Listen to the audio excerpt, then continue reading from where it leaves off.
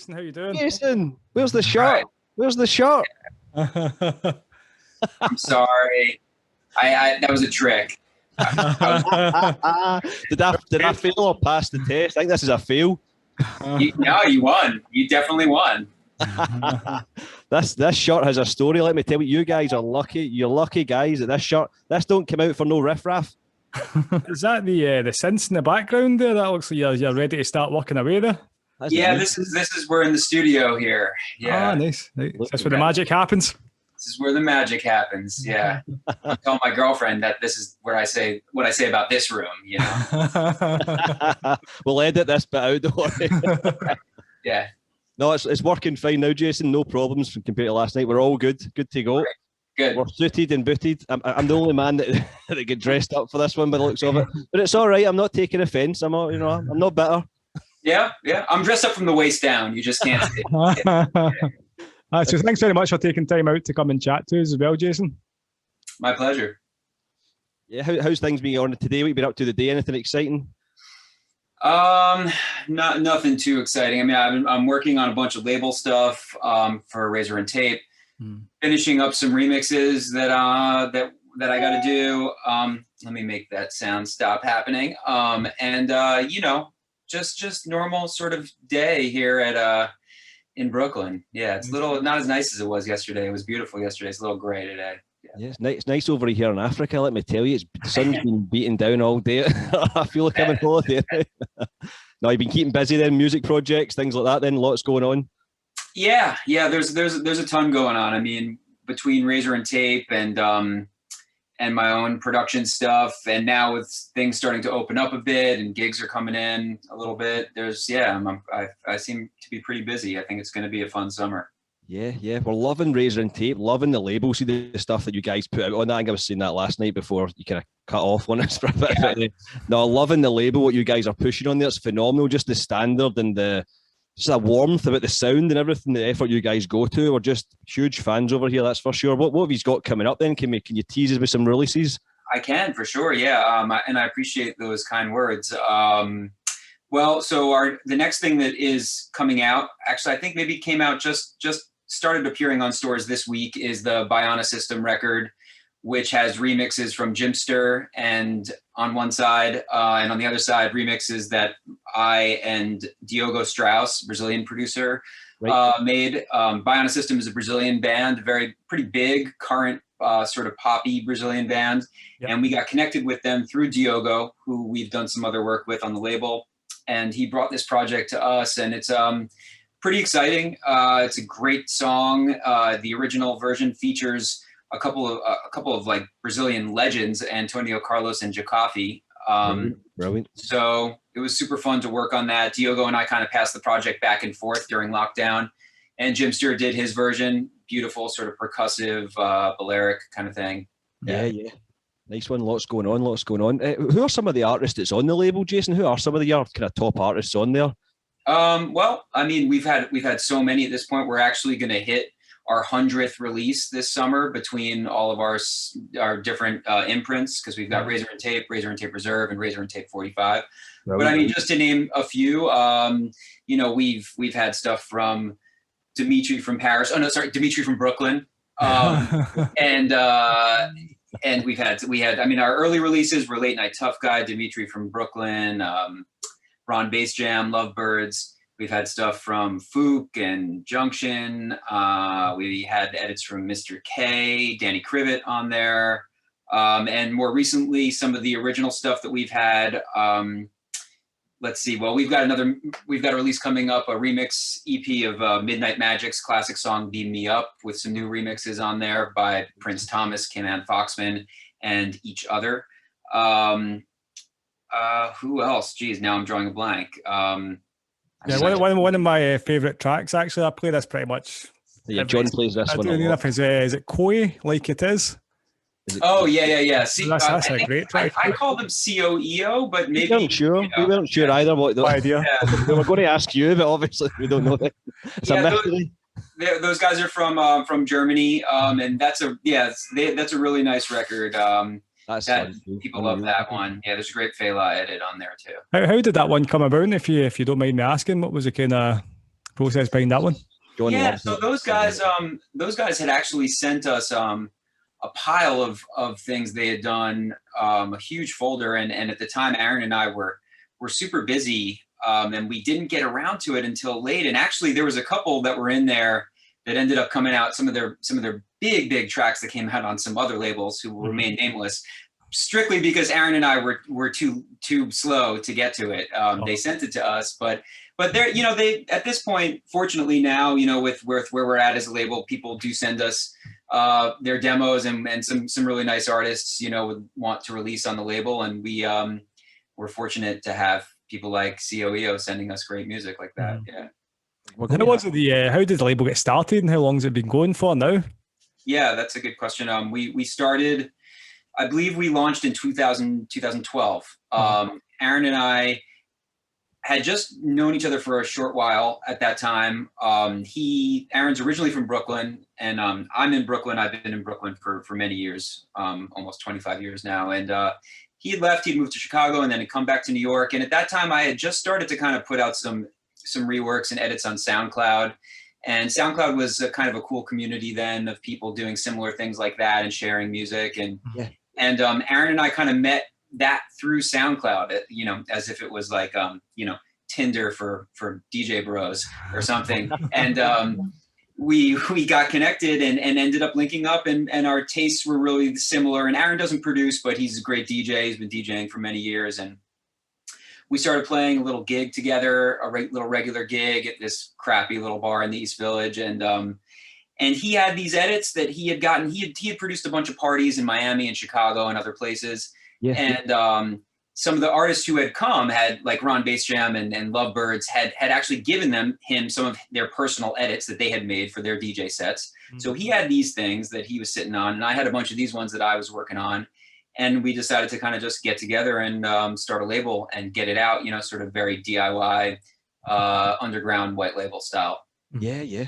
Awesome. Yeah, what you guys have grown into is phenomenal, very inspirational. We really enjoy listening to the music. Always looking forward to the new releases coming out on it, without a doubt. Thank you. Yeah, we were just discussing this last night as well. It's very, very eclectic as well. You don't seem to kind of pigeonhole yourself into like one specific genre. It seems to be quite open and quite free with the style of music you're putting out there. Real freedom to it, yeah. I mean, I think that the one strain through everything that we do is just if it's something that Aaron and I both love. So that, and we both have pretty wide musical tastes, and we started more as like an edits label, and we've grown to become, we're trying really now to do a lot more original music and use the profile that we've built up over the years to bring some new music into the scene. And, it could be anything really. And we, if it's something that we would like to play in our sets, great. If it's something that we would just like to listen to, that's also great. And we hope people, are into it come to this music for different reasons and different experiences. So yeah. You're a busy man, that's for sure, Jason, because you do a lot of work with Glitterbox, a lot of work with Dave Lee over at Z Records and stuff as well. Do you ever sleep? You any time to sleep over there in that man cave? I don't sleep that much, to be honest with you. I wish I slept more. I always have a lot of things cooking. I think I somehow thrive on that chaos a little bit. It helps me just, it allows me to always have something new to work on. If I get stuck with one thing, I just move over to something else and have a lot of projects that I'm always juggling at once. But yeah, the work with Dave Lee has been, really amazing. I mean, some of the people that I get to work with now, if you had told me, 10 years ago, you'd have to pinch me or something, because it's pretty great to be colleagues with some folks like that. But I just signed a couple more tracks to Glitterbox, so those will be coming out at some point. I worked on a lot of original music over lockdown. So. Yeah. What Glitterbox is doing as well is just so inspiring, isn't it? What they've created and the influence they've created for everybody within the scene and the excitement, and they've kind of set things up for a good 5 to 10 years to come. I think at least of just an exciting, forward-moving scene, haven't they? It's just really inspirational. You're glad to be a part of what they're doing then? Yeah, I agree with that. I think that there's a lot of things that they've done that have opened doors for other people and other labels, and I think brought awareness about a lot of different kinds of things. The way that they embrace just different elements of the history of dance music culture, like the fact that it really began as gay culture, and the influence of all the different people who've contributed to it, and they don't they bring that to light in a way that's very inclusive to everyone. But is real, I think, and so that's cool, and I appreciate what they do around that, and they get a lot of great music out there. So absolutely. You're definitely doing something right, Jason. You're doing something right over there in the music room. Trying. How did it start for you? Like, just going right back to the start then, how did you first get into the music scene and producing music and DJing and all that stuff? Yeah, well, I mean, I before I ever was in club music at all, I started playing music as a bass player when I was 12 years old. A very, very long time ago. And, I got, at the time I was into rock and classic rock and like heavy metal and stuff like that. And my musical path was kind of, I don't know, a little probably unusual for most of the people who were in the club world, because I went from there and got, then from 70s rock, it wasn't too far of a leap into like funk and disco. I think I started to get into music like that, groove-based music at that time. Yeah, when you listen back to a lot of the 70s stuff and you listen back to the 70s rock, you hear a lot of the elements of the New York influence and stuff, and the strings, especially ELO was on today, and a lot of the British rock. You hear it now, and it's actually, there's a little sense of that in there, isn't there? Yeah, there is. I mean, honestly, rock and disco and funk and soul, it's all African-American music, honestly, at its core, and it all comes from a similar kind of root. Or a similar seed, and sort of took different paths. But so I went there, and then I studied jazz through college. And literally, I'd been to clubs, but I think I just became aware of the world of like DJing and clubs and stuff when I hit about 20, when I was about 20, 21, right about the time that I left school. Because all through that, I had blinders on. I was just completely studying music, I really thought that when I left college, I was going to be a jazz musician. That's what I thought my path was going to be. And that changed pretty soon after getting back. Yeah, I know. Well, I try to incorporate elements of all that stuff. I think somehow it's in my music to some extent or another, but definitely. But yeah, and at that point, I got into some bands, and I started playing with met the guys who I was in Tortured Soul with. I don't know if you guys are familiar with Tortured Soul, but that's a band that I used to play with. We used to play live house music, and we played all around the U.S. and the UK too. Played many Southport Weekenders, and we played the Big Chill. We played lots of festivals in the UK, and in the early 2000s, and we were doing quite well, playing in a lot of environments that never had live music, really, much more DJ oriented, because we would play a set of music from start to finish with no stops, like basically like a DJ set. And that's kind of what we did. And that was really the point in which I got immersed in like the world of club culture and DJing and stuff. I got really exposed to it because we would be on bills with huge DJs and stuff like that. And that's where I started to really understand it and get into it. And I didn't pick up DJing myself until about 2010, 2011. Yeah.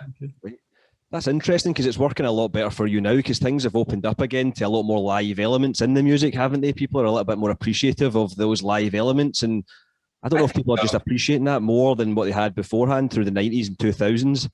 Yeah, I think so. I think there's always been live elements incorporated. I was amazed. I was just listening. Defected just reissued like some Burrell Brothers stuff from the 90s. And I was checking it out when I was in the car yesterday. And I think those elements have been there. I was amazed at how musical it was. And like, there was clearly someone involved in that project, whether it was those two brothers or some people musicians that they had in there. They were making very, really primitive kind of dance music, but it was super musical and like had jazzy elements and stuff in it too. And I think it's always been there, but I think you're right that people, really, the club world went in this direction of like, one DJ on a stage with his hands in the air for so long that that's really pretty disconnected from like what the music is, right? Like at the heart of it, there's no DJ unless there's music to play, right? And what is that music? It's like people who have spent the time and figured some of this stuff out, and in some cases have vastly different musical backgrounds, and and I think people do appreciate that. I don't know how to make music any other way, so like I don't have a choice. I have to just do what I do. But I do get feedback from people. I think they appreciate some of that liveness and musicality and things. It just brings that little bit of a human touch to it, bringing it back. Because it's getting a little bit in the box for a while, wasn't it? And it just brings that kind of groove back to it. You get that kind of influence that people are jamming a little bit, and ideas are getting passed back and forward. As opposed to being glued to the computer too much. But definitely. In a live setting, it's always exciting, to see live music, especially when it's kind of fused with electronic music. Like people really get excited about that in like a club space when they're you see it, even if there's a saxophone player or a maybe not a saxophone player, but like what I'm saying, like sometimes like just having some live percussion that's part of like a DJ night can be really exciting sometimes, Yeah, it definitely adds a whole extra edge to the whole thing. Everybody always loves when there's a live element to a set or any live performance, really. I like watching DJs and I enjoy DJ sets, but it's different having that live music being played to you like on the spot, Yeah. Two different things, but they work together for sure. It's funny you should say with the saxophone. Me and John, it was just before lockdown. We play in a kind of bar restaurant in Glasgow and Edinburgh. It's called the Ivy, and it's a nice kind of high end kind of bar setting. And there's also a saxophonist that will play with us. So if we're DJing and there was a saxophonist come in and played alongside us, and see the kind of, it was just a bit of magic, wasn't it, John? It was just something a bit special, it suited that setting really well, but it gave everybody a little something to go on, a little something extra than just us playing music. Yeah, I spent half the time listening to the sax through the headphones. That's good. Is that quiet? Is that quiet? I mean, it's always tricky because like, when you're DJing, I think that live musicians who don't have any experience with the club side of things don't necessarily understand some of the subtleties of DJing and how, you can't just, if you're a live musician playing with DJ, you can't just roll over the whole thing because then you lose all the dynamics that's built into the music, Yeah. It's like, but if you get the right player who kind of gets it and knows when to leave some space, it can be really cool. Yeah, I think there's an art form to that, just setting the mood, setting the sound. I think a lot of DJs go and they go all guns blazing a little bit, and it's just trying to kind of break it down, ease it in a little bit. But I think that's quite good. Like you say about the DJs playing to crowds that were 30, 40,000 people strong, I think that was getting a bit crazy, wasn't it? Like, I think when it gets to that level, as much as I love DJs, I think DJs should set the mood in the clubs, but when it comes to the stages, leave it to maybe the live music to a certain extent. Yeah, maybe. I don't know. It's tough when I think that you're right. Like when you've got a DJ who's reached that celebrity status to the point where they don't actually need to do anything. They don't need to create the vibe. People are just there ready to like party, regardless, and they can actually pre-program their whole set. They don't need to think about the moment or like how to like fit the music into the environment. Yep. The environment's there. It's like made for them. I think that takes away from things, and it naturally just like, Yeah, apparently that's done quite a lot with the celebrity DJs now. Everything's all pre-programmed, ready to go. It's like you say, it's taken away from that whole like being in the moment, interacting with the crowd and all that as well. Yeah. I mean, I get it. Why not? It's almost like, if you don't have to work for it at all, then like, why not just, pre-program it and just pour some drinks and stuff. Put on a funky shirt. Put on a shirt and pretend to do something. Yeah, just hold on to a knob, It's really exciting times. We're really inspired, I think, and it seems to be reaching throughout the world right now, the love for the more live-based music, because the amount of guests we've had on, and you can see where it's reaching out to, even to Mexico and Argentina and out to Australia, and there just seems to be a real love, and maybe because of what's happened over the past year, there's a love for uplifting music a little bit more, because things were getting a bit of a downer over the past year, weren't they? So I think people have reached out for that little bit more uplifting music. I think so. Yeah. I mean, I think that, people are definitely ready to just kind of like leave this hellish year behind them. And like, I think music can help for sure. Like bring people back into the world. I mean, it's tough, even now, I don't know exactly what the situation is in Scotland, but things are starting to open up here and it's great. But, we all have a little bit of trauma from this year, we're not the same people that we were. And like, even going out, just basic stuff like, basic kind of interaction and socializing and stuff, we all have to relearn it to a certain extent, And I think that music is a way for people to kind of come together yeah, it's a healing kind of thing, and I think it's important, really important right now. Yeah, it's gone on that long. I think that it's become part of your nature. I think because if anybody comes within 2 meters of me, I'm shouting across the street to them to get back, get back. I've not the vaccine yet. Get back. If you know what I mean. But as it's strange, it's gone so long that it's actually become a part of kind of who you are a little bit. It'll take a little bit to get past this, you know. Yeah, that's what I'm saying. Humans are very adaptable. You know, it's like that's what we learned. We can adapt to all kinds of things, but then you have to unlearn that. It's like we adapted to our situation, but now we have to get back to who we are. Yeah. You know, try it. Yeah. It's definitely done a little. Music will help people reconnect to each other again as well, you know. Yeah, for sure. I think so. I might get to see John again soon. Not on Zoom. Yeah, you can look forward to that. We've got a gig on Friday actually, John. So I'll see you then. Oh, nice. Even standing next to John feels a bit weird. I always have a 2 meter distance on those decks. Well, if you don't want to talk to him, you can just put the mask back on, you know. Oh no, he's on to me. I've tried that one a few times. Could you talk to us a little bit about your production process as well, Jason? How do you normally kind of go about like making your tracks and things? Yeah, I mean, there's probably no one way that I do it. Sometimes an idea starts just like literally on a voice memo while I'm walking around. If I pull this up, and there's like a litany of horrible ideas in here that I've started just like, walking around on the street, just like singing something into the voice memo thing myself. But every now and then one of them is decent. So like if I go back through there, I probably have in there just like the seed of a bunch of different tracks that I've done that ended up getting turned into something for real. But like, sometimes it starts on the keyboard, just banging out some ideas. Oh. And sometimes it starts more just like maybe I found some sounds or a sample or something that inspired a direction or something like that. But I would say that in general, I probably think harmonically and rhythmically first, just like get a little like chord groove going, or maybe I just have a rhythm happening. And then I just kind of layer from there. And I mostly kind of work with the few sounds that I have. And I like to use things that I can touch. So I've got a few keyboards over here. I've got a Wurlitzer, I've got a Moog, I've got a Juno, I've got a Prophet. Is that a mini Moog as well? You get the mini Moog up there? Yeah, that's the Model D mini Moog Model D. That's a thing. That is a thing of beauty right there. I like that. It is quite nice, yeah.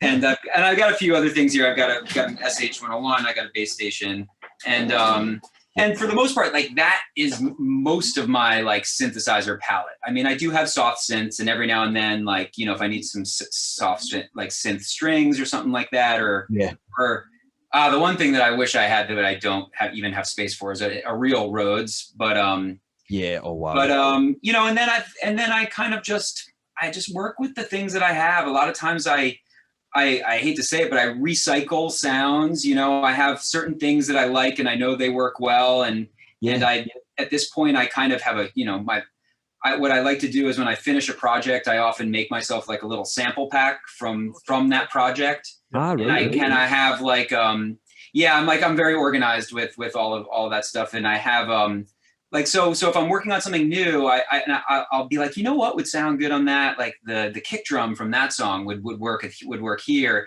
and I know exactly where to find it. That's a good idea, actually. Yeah, definitely. Yeah, that is brilliant advice. It helps speed up your workflow as well. Yeah, I'm all about like trying to workflow stuff. I love that. Like anytime I can find like a new way to work that just makes things easier to get started, or stay in the creative mode instead of the technical mode. Yeah, I love that. Yeah. That's brilliant advice, because you can lose the spark quite quickly and the passion for it when you've got the idea. So, and it also kind of build a little bit of a sound. You'll find your sound in that way because you're not straying too far. And for sure. Your own sound. That's really interesting. That's some great advice. I'll take that on, John. Yeah, take it. Another little bit of advice along the same lines that I'll give you, which I can't always abide by myself, but is to try to stay in, like, try to leave the mixing for the end. I mean, obviously with electronic music, you're kind of always mixing as you go. You're selecting sounds that work with each other in a certain way, but like trying to stay in that creative flow as long as you can and get as much of the creative information into a track before you start dealing with the technical stuff. You know what I mean? Because once you get in the technical stuff, you can get in the weeds really quickly. And you lose the inspiration. And most of I would say some of the best things I've ever made were pretty much like 95% done in 4 to 5 hours, you know? Like, because if you can just keep yourself, sometimes you get lucky and it just flows. And don't start psyching yourself out by being like, oh, but does it sound as good as this one over here? And like start comparing it with other things and be like, well, how do I get the whole thing to sound so nice and loud and in your face? No, that's later, you know? Deal with that later. That's great advice. Yeah, definitely. My opinion. Have you got any advice, Jason, for like kind of artists and stuff and aspiring now, or on the subject of advice, I guess, for people that are aspiring to get into maybe approaching labels, into music production, and just generally possibly even launch their own label if you guys started from scratch? Any advice for the guys out there? Yeah, sure. I mean, I think if you're shopping demos, I don't know. It's tough. I mean, we get so many demos, and I think that I get a little turned off when like there's this like huge long bio and like they're like, I'm 16 years old and I've been doing, like, don't tell me your age, I don't care, you know, like as a matter of fact, if you're too young, I don't even want to hear it, like, you know what I mean? I'm old and I'm bitter, you know, what can I say? But, I wish you could admit it. Yeah, no, I mean, I think that like I think a little bit of a personal message, you know, the other side of that is like some people just like don't bulk mail out demo and CC every other label that you're sending it to right there. Don't do that. Like, and if you're going to send it to a label, okay, this is good advice. Yep. If you have some tracks and you're like, you made this and you're like, I love Razor and Tape. I would love this to come out on Razor and Tape. Well, do this. Send it to Razor and Tape and be like, guys, I made these tracks. You don't know me from a hole in the wall, but I made them. I love your label, and I really think they would fit. Take a listen, but don't send them to every other label like Razor and Tape. Be patient. Wait. You know what I mean? Wait a week or two. Sometimes it takes us a while to get to demos. Send a follow-up email. Say, hey, just not sure if you saw these. I just wanted to make sure I only sent them to you guys because you're my #1 pick. If it's not right for you or you don't have time, totally understand, but just let me know. And then start shopping them to other places. Don't do the shotgun approach. You know what I mean? Like, I don't think that's the way to go. I think you should focus in on what you want. You know what I mean? Like, set your goals and be a little patient. Recognize that like labels like Razor and Tape and Toytonics and these other ones in our same sort of sphere, literally get like 30 to 50 demos a day. You know, okay, it's very difficult to sort through them. Yeah, and you know, like. Try to, I mean, I hate to say it, but like there needs to be contact information that needs to be intelligible, you know, like you gotta maybe just a link, just appear with a link and not even a hi. Like here. Try to, I mean, actually, and a good thing to do is try to reach people on social media too. Don't just like shoot them an email with a demo with a link to your SoundCloud or whatever. Like try to find somebody, try to strike a conversation with them, you know, like I think going a little bit more personal with it is a better way to do it, and being targeted and being patient. For you guys as well, if you're getting between 30 and 50 demos a day, that must be a lot of work for you guys to try and get through all those every day as well, or every week. Yeah, no, I mean, we don't. That's the fact. We don't get through them. We have some help now. You know, we have a label manager and we have some interns who have a good ear and we trust, and we have some people helping us sort through some of this stuff, and so that when Aaron and I finally get to it, it's a list that's been sort of honed in and culled down a bit. But it's and don't get discouraged either on that, in that sense too. If you don't get a response, I mean, because there's just so much music. I mean, I saw something like, I think 20,000 new songs get uploaded to Spotify every day. You know, there's just so much music being made in this like world of electronic production. You know? And so, so to your other question, if you're not getting any label response and you want to just put it out yourself, you can do that, you know? But what I would do is kind of like get a plan and figure out like, okay, what am I trying to do here? Where does this fit?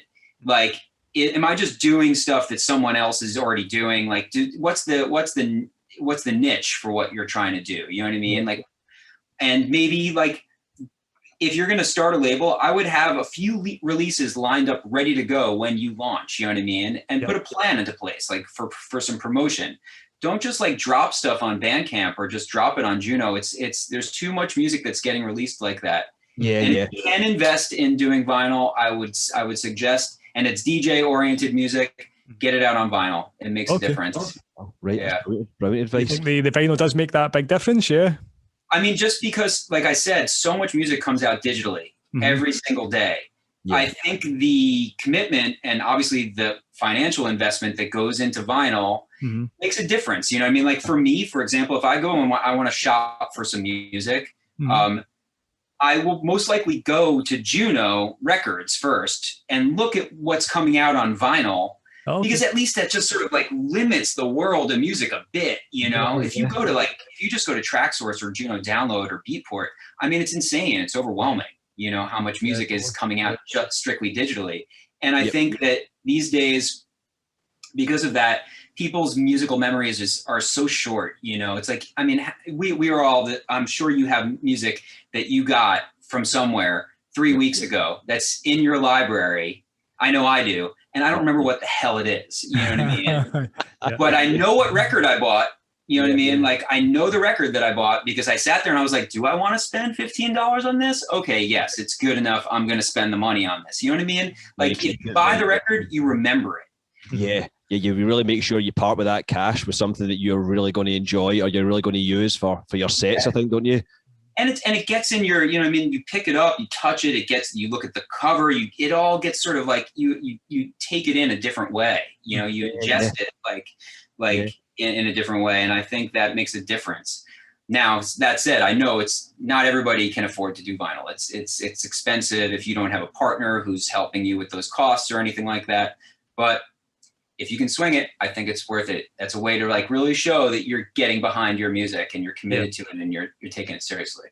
Yeah. Cool. That's good advice, yeah, because it's interesting that you say as well you're delegating some work out. I think that's a big thing in the new social media driven world. People try and do too much on their own and it's just it's impossible. And like there's that, I think it gives the impression that a lot's getting done on their own, but there's always a team behind people, the right team, the right members for the team, people that are trusted and are all got good energy that are working together, and that counts for everything, doesn't it? I think there's a lot too many people maybe trying to push on their own and pushing and just getting overwhelmed with it, I think, isn't it? I think it's like you say, reach out to other labels and just network with people, the basics, isn't it? Network. Yeah, for sure. I mean, we're expected to wear a lot of hats these days, you know, and I don't know, you guys are a bit younger than me, but like for me, you know, I'm actually consider myself fortunate that I feel semi-savvy with social media, but like it's certainly not my strength. Really what I want to be doing is just making music, you know? So like I need help, you know, I need people to help me with that side of things for sure. Yeah.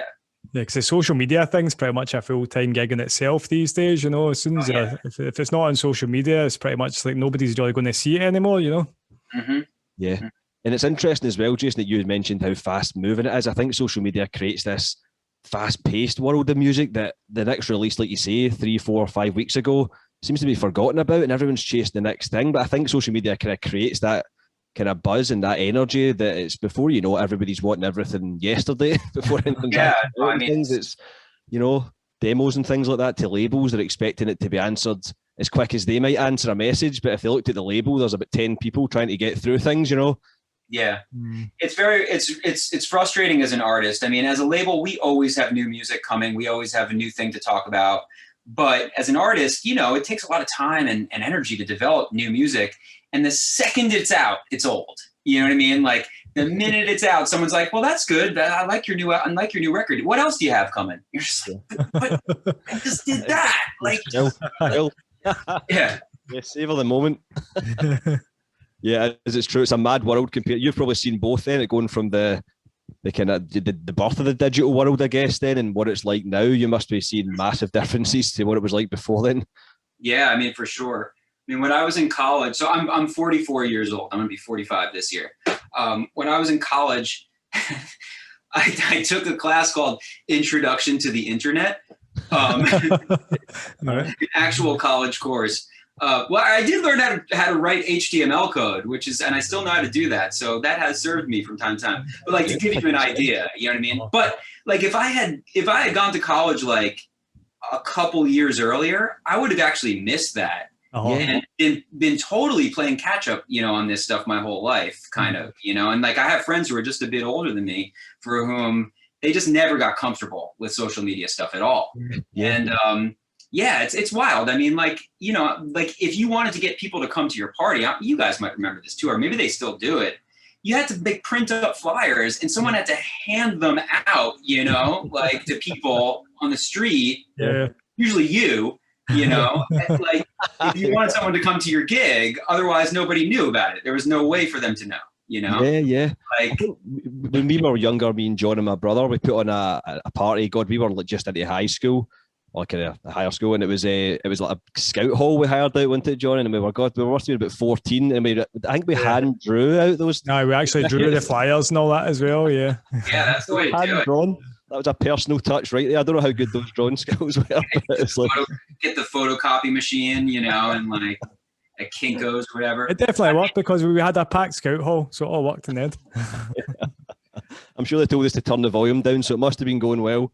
Honestly, I think that method would work again now. I think it's been far enough that it would be such a novelty to like receive. I mean, if you walk down the street and someone handed you a flyer for a gig and it looked like something cool that you would like, you'd be like, oh, what's that? Let me check that out, I think it's been long enough that like it would be such a novelty to like do it again that I think I can't even remember the last time that happened to me. Like somebody gave me a flyer. Like yeah, that's what I'm saying.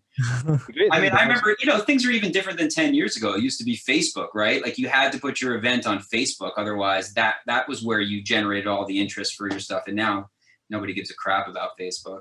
And like the Instagram cycle is so fast too. Same thing. It's like you might miss something because like however the algorithms work, you don't even see the stuff you want to see. They're trying to sell you ads for like toothpaste or whatever, and like it's crazy. I know. We just need to go back to Nokia 5110s, back to the basic mobile phones, and let's get classic. Back to the good way of living.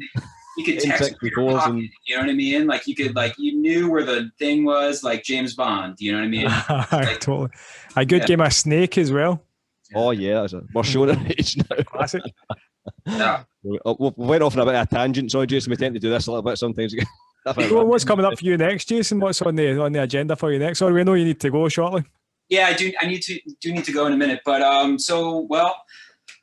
I mean, I have some gigs this summer, which is amazing. I've started a new party with a couple friends called Hot Honey Sundays. That's every Sunday in Brooklyn, on the waterfront in Greenpoint, Brooklyn, which is going to be really, really fun party. We've got some Razor and Tape stuff that we're doing on the rooftop of the Sultan Room in Bushwick. And then I'm coming over for Defected Croatia in August. Yes. That is happening. And it looks like I'll probably have some gigs in France and possibly Sweden on the way over. Swing by, see OPOLOPO on the way. Yeah, I should reach out to him actually. I have my other friends in Sweden are Dirty Two. Do you know those guys? Dirty Two? Yeah. Yeah.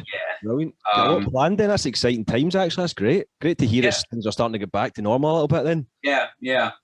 And then I have a lot of music that I worked on over the past year, which will be coming to light gradually, in different ways. I have a track that's going to come on Big Love this summer, which is Seamus Haji's label, which is now part of the Defected group.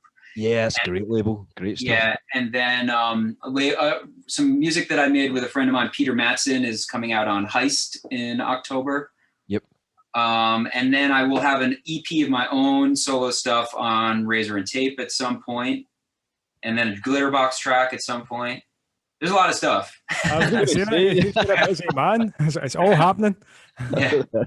And I was busy. Yeah, I know I've been working like constantly, but Brilliant. Yeah. I think it's worth doing it just now because things are about to hopefully explode, aren't they? I think people are itching for the parties, and it's looking, I don't want to jinx it, it's looking promising so far though, isn't it? So hopefully that'll go to plan for you. We're real fortunate here, in the US and especially in New York. We've got some like competent people running the show now. The whole vaccine rollout has been going great, and like, Yep. I think this summer has the potential to be a really, really nice summer in New York because it's opening up. People are happy to get back out. And I just think there'll be fewer tourists, which is actually kind of cool. It'll be interesting to see what New York is like with just mostly locals. You know, it's like never like that. Fights breaking out left, right, and center. Yeah. But yeah. I think Scotland was the same. It was interesting to see Scotland without tourists because usually it's the same. It's overloaded and you see and everyone's just Scottish accents. It's quite interesting to see. Actually. Yeah, and it'll be interesting to see what it's like. But I think it's still over to Scotland, Jason. Come over to Scotland as well if you're ever in the UK. Swing up this way. Scotland. I was over there 2 Octobers ago for my good buddy Baz's birthday. He lives in Dundee. That's Baz, Dickie Trisco. Yeah, and had a nice time in Scotland for sure. I love Scotland. I've been there before too. I was in Edinburgh once, a very long time ago, 2005 or 2006. Yeah, Edinburgh's nice as well. Yeah. Glasgow next time, Jason. You need to swing by Glasgow. For sure. Yeah. Now, we won't hang on to you too much. I was going to tell the viewers a story about this shirt, but I'm going to actually keep them waiting for the next interview. End of the summer, I'm going to wear this in every interview this summer. It's the new thing. So, guys, if you're watching this, there is a good story behind this shirt, but you'll have to wait till about September time before you hear it. So stay tuned. Yeah, don't even wash it. Don't wash it, you know?